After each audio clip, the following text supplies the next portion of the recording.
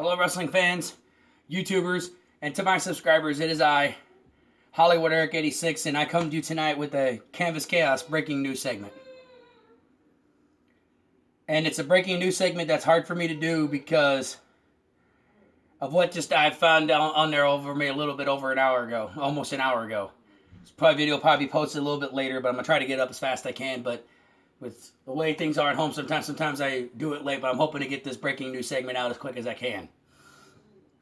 But it's hard because tonight, John Huber, better known to the WWE fans as Luke Harper, and to the AEW fans as Brodie Lee, Mr. Brodie Lee, has sadly passed away at the age of 41 from lung disease. It's non-COVID related, thank God, but still I feel for everybody that's been affected by 2020 with all the wrestler debts and the politics side where you got supposed voter fraud, unity when there really ain't any, and COVID messing up wrestling, and then you have wrestling trying to entertain you, but then the wrestling debts and everything else, and then lockdowns and mandates. It's very hard, and when everybody tries to sit back and try to enjoy either some sort of what life was, some sort of normalcy, and then this hits you right, kicks you right in the nuts. It's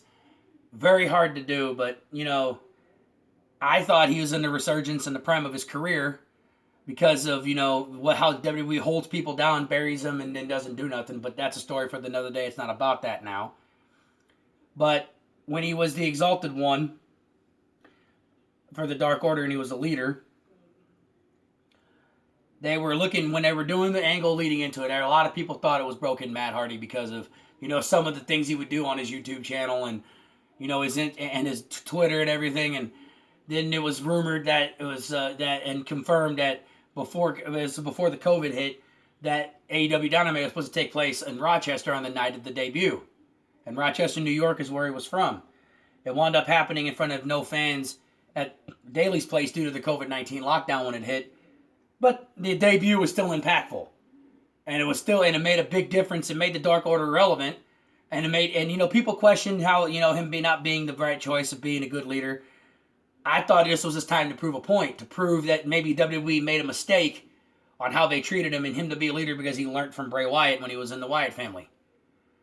And I can say he was a great Exalted One, a great leader. He was one of 3 people I pick in the Dark Order that I liked. Other than Anna Jay. I liked the Super Smash Brothers, Evil Uno and Stu Grayson. I knew them from PWG, so that's kind of like a given. But he was the main one by himself that I liked. All the other members I didn't care for.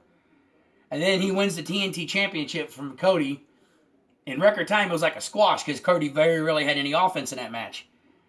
And, he has, and then it goes, I'd just be, reminiscent to and biased to think that I'm not sitting here thinking of all the memories that he had with the Wyatt family and his partner Eric Rowan and him when they became the Bludgeon Brothers and finally got a push and became tag team champions, only for that to be short-lived like WWE always does. And, but like I said, that's a story for another day. And I feel the Wyatt family was, if used right, could have been bigger than what they were, but they saw something in the Shield, and even though I'm not a Shield fan, I give credit to the Shield. Dean Ambrose, Roman Reigns, and Seth Rollins, or as people know him now in AEW as John Moxley, they all deserve the credit that they got of being the Shield. A lot of it, people think that Vince coddled all 3 of them, giving them belts. Well, I think Ambrose and Rollins deserve theirs. Reigns, Roman, that's another story. Like I said, but I digress. It's not about that. The Shield deserved all the accolades they got because they deserved it. I wasn't a fan. They deserve it. I give them props. And their 3 matches they had with the Wyatt family were amazing and great, and I remember them to this day. And I just, my condolences go out to his family, his wife, his kids, to everybody that's affected by it, his friends, including the Chosen One, Drew McIntyre, the WWE Champion, Tony Khan, Jim Ross, Tony Schiavone, Stephanie McMahon, Eric Rowan, I know his tag team partner, Bray Wyatt, and anybody else that's affected by it. She said he died surrounded by friends and family and colleagues. In this life, very few people get that. And the fact that I can sit here and think that October 7th edition of AEW Dynamite that I watched live against him and Cody in a bloody dog collar match when he lost the TNT title, it's hard to fathom that was the last time I seen him on TV and him was alive. But he went out on top. He got a 4.5-star rating out of 5 from Dave Meltzer, even though Meltzer's rating system's kind of biased. But I believe it was a 4.5-star match, and I was great with it because it proved he could still go. And I think if he was alive now, he was on a career resurgence to be the world champion, to prove that he was a star, to prove that he could carry a company. But now, because of how everything is, we're never going to know that. Because at 41 years old, people would say that's old for a wrestler, not for him. I think he was on a resurgence to be a world champion, and he was on the right path to be great. They was being used right. It was great. But at 41, his life's gone, and we will never know the potential he's got. We can just sit back, soak in the memories, and remember, the times where he helped Bray Wyatt and the Wyatt family, and when him and Eric Rowan brutalized and destroyed everybody as the Bludgeon Brothers, and how he made the Dark Order relevant when most people didn't care, and made a pretty decent leader in the short period of time he was the leader, including becoming the TNT champion, and making it relevant and making people actually stand up and take notice for the Dark Order, even though I was not a fan. And I just want to, like I said, send my heartfelt condolences out to everybody that's affected by his friends, families, co-workers, his wife, his kids, everyone. And I just, like I said, I'm just stunned because this was not, when it came out on Facebook, most people thought it was a hoax, as most people do, which sadly, that happens a lot more than what it should. And then, I look, and even though Wikipedia is not reliable, I looked at Wikipedia, it wasn't updated. Even Google at that point in time wasn't updated, which was a surprise.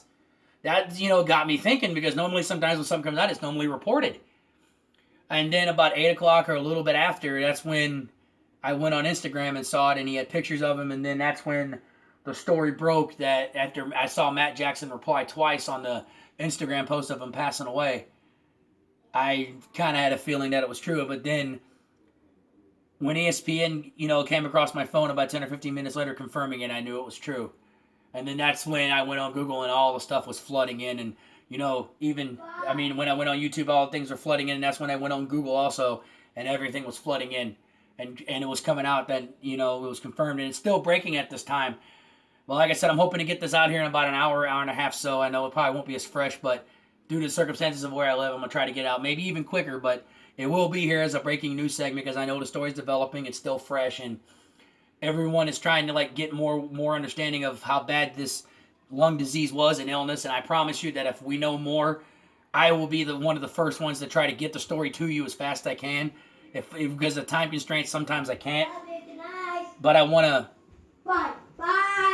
I'm sorry for my little niece right there. She's about ready to go upstairs and go to bed and everything. So yeah, and I just want to say, like I said, my heartfelt condolences to his family, friends, his wife, children, and everybody. And I want to wrap up this video by saying, Luke Harper,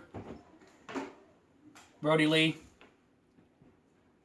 we will cherish the memories you've had. We will always remember your run with the Wyatt family, your run with the Dark Order and AEW, your reign as TNT champion, Intercontinental champion, tag team champion, and running roughshod over everybody, and proving yourself, even when you were in NXT, that you were a great superstar. Because without all those memories, we would have anything in this world. Because you brought entertainment to me. I don't like saying entertainment. You brought joy to me during a time where there was no fans in wrestling, and wrestling was at a crossroads.